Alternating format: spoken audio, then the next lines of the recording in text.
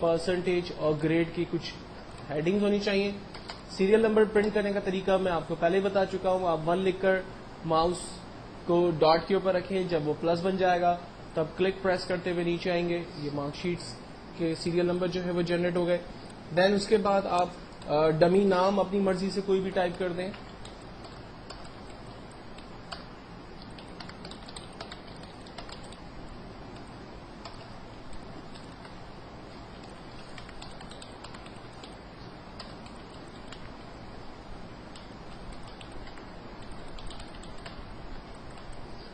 Then serial number में से random numbers English, math, science कोई भी अपनी मर्जी से आप टाइप कर दें।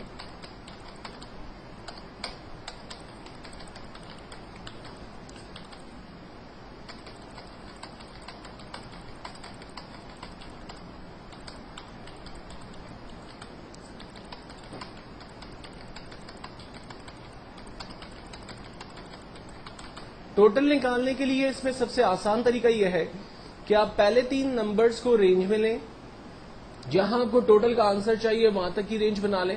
और हमारे पास यहां एक टूल है ऑटो सम, जस्ट उस पर क्लिक करें, आपके पास टोटल आंसर आ जाएगा। इस तरह से आप बारी बारी तमाम स्टूडेंट्स के कॉलम्स को रेंज में लेकर उनका टोटल निकाल सकते हैं। लेकिन अगर आप एक एक करके तमाम का टोटल निकालेंगे तो ये बहुत ज्यादा टाइम लगाएगा, क्योंकि अगर मेरे पास ये 10 रिकॉर्ड्स हैं तो इनका टोटल करना कोई बिग डील नहीं है। लेकिन अगर एक बहुत बड़ी मार्कशीट है तो उस पर टोटल निकालने के लिए मुझे इस तरह से अगर मैं करूंगा तो काफी टाइम मेरा उसमें यूज हो जाएगा। तो इसका बेहतर और आसान तरीका यह है कि तमाम नंबर्स को आप रेंज में ले लें और जहां इसका टोटल चाहिए वहां तक की रेंज बना लें और जस्ट एक ऑटो सम के बटन पर क्लिक करें, तमाम स्टूडेंट्स का टोटल आपके पास एक ही क्लिक पर आ जाएगा। दूसरा तरीका यह है कि आप सिर्फ पहले स्टूडेंट का टोटल निकालें और उस पर डबल क्लिक कर दें, आपके पास तमाम स्टूडेंट्स का टोटल आ जाएगा, या फिर उसको जस्ट ड्रैग कर दें, तमाम स्टूडेंट्स का टोटल आपके पास आ गया। नेक्स्ट है हमारे पास फार्मूला परसेंटेज का। एक्सेल में हर फार्मूला स्टार्ट होता है इक्वल के साइन के साथ। तो सबसे पहले हम लोग इक्वल बटन प्रेस करते हैं, उसके बाद स्टूडेंट के टोटल नंबर पे क्लिक करते हैं। मेरे पास आ रहा है F5 इसलिए आ रहा है क्योंकि F कॉलम और 5 नंबर की रॉ पर मैं मौजूद हूं और इसने उस पर्टिकुलर सेल को रेंज में लिया हुआ है, तो इसलिए मुझे वो बताता है F5। हम कहते हैं ठीक है, डिवाइडेड बाय टोटल नंबर। अब अली ने इंग्लिश में 85 नंबर लिए 100 में से, मैथ्स में 74 नंबर लिए 100 में से, साइंस में 74 नंबर लिए 100 में से। तो एक्चुअल में मेरे पास 3 सब्जेक्ट हैं और हर सब्जेक्ट को 100 में से नंबर दिए, तो टोटल सब्जेक्ट नंबर हो गए 300। तो मैंने यहां पर दिया divided by 300 multiply by 100। Overall percentage हमेशा हम लोग 100 में से निकालते हैं, तो मैंने मल्टीप्लाई बाय 100 दिया, एंटर किया, फर्स्ट स्टूडेंट की परसेंटेज मेरे पास आ गई और बिल्कुल पहले की तरह हम इसको ड्रैग करते हैं, तमाम स्टूडेंट्स की परसेंटेज मेरे पास आ गई। देन उसके बाद इंपॉर्टेंट फार्मूला है ग्रेड का। अब ग्रेड के फार्मूले को यूज करने से पहले 5 लॉजिकल चीजों को समझ लें। ग्रेड के फार्मूले में साइन यूज होती है, नंबर 1 ग्रेटर देन, इस साइन को कहते हैं ग्रेटर देन। इसके बराबर एक और साइन यूज होती है जिसको कहते हैं लेस देन। अगर मैं कहता हूं कि बच्चे की वैल्यू बड़ी है 80 से, तो कंप्यूटर जो है वो 80 से बड़ी वैल्यू को चेक करेगा, 80 को नहीं चेक करेगा, यानी 81, 82, 83 को चेक करेगा, क्योंकि हमने कहा कि अगर परसेंटेज बड़ी है 80 से तो उसमें 80 को नहीं चेक किया जा रहा, 81, 82, 83 को चेक किया जा रहा है। अगर हम कहते हैं कि वैल्यू छोटी है 80 से, तो इसका मतलब है कि वो 80 को नहीं चेक कर रहा, 80 से छोटी वैल्यू को चेक कर रहा है, 79, 78, 76 को। हम कहते हैं कि अगर वैल्यू बड़ी है, बराबर है 80 के, तो इसका मतलब है कि वो 80 को भी चेक करे और 80 से बड़ी वैल्यू को भी चेक करे, क्योंकि हमने ग्रेटर देन इक्वल्स टू कर दिया। अगर हम कहते हैं कि परसेंटेज छोटी है इक्वल्स टू 80, परसेंटेज 80 को भी चेक करेगा और 80 से छोटी वैल्यूज को भी चेक करेगा। जबकि पांचवी कंडीशन है परसेंटेज बराबर है 80 के, तो एग्जैक्टली 80 अगर परसेंटेज आ रही है तो उसी को वो चेक करेगा, अदरवाइज तमाम वैल्यू को वो इग्नोर करेगा। तो ये 5 डिफरेंट कंडीशंस होती हैं जो हम लोग आमतौर पे ग्रेड के इस फार्मूले में इस वक्त यूज करने जा रहे होते हैं। पहला फार्मूला ग्रेड का पहले स्टूडेंट के लिए हम इस्तेमाल करते हैं, इक्वल्स टू इफ का मतलब है अगर, ब्रैकेट ओपन, इस सेल की वैल्यू, पहले बच्चे की परसेंटेज पे क्लिक किया, सेल एड्रेस आ रहा है G5।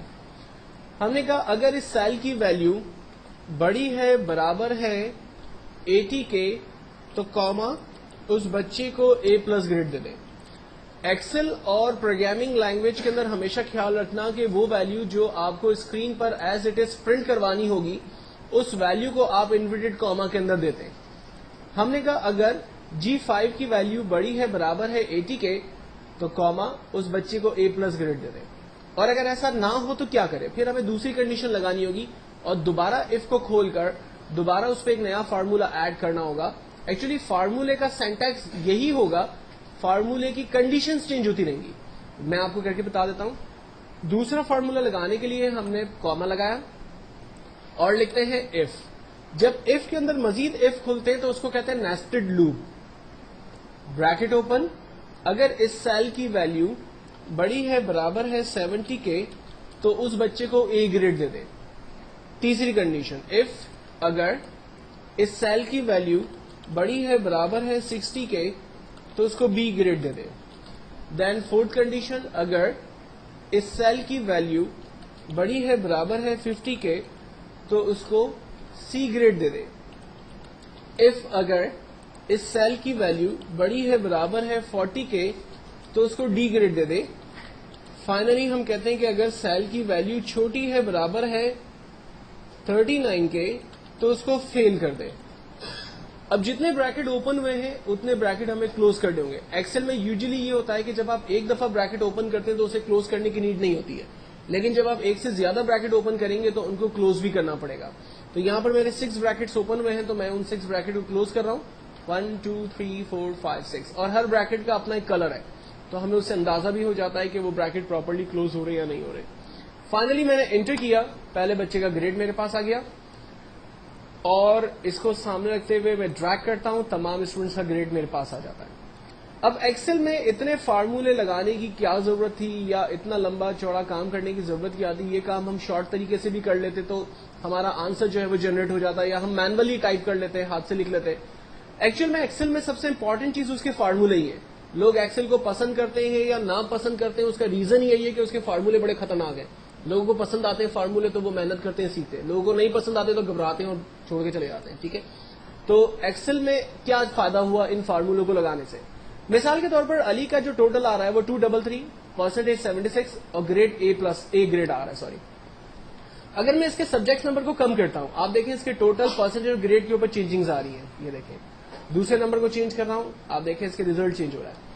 तो कंप्यूटर जो है वो दिए हुए फार्मूले के दरमियान ही मूवमेंट कर रहा है और आंसर ऑटोमेटिकली टोटल परसेंटेज और ग्रेड का जनरेट कर रहा है।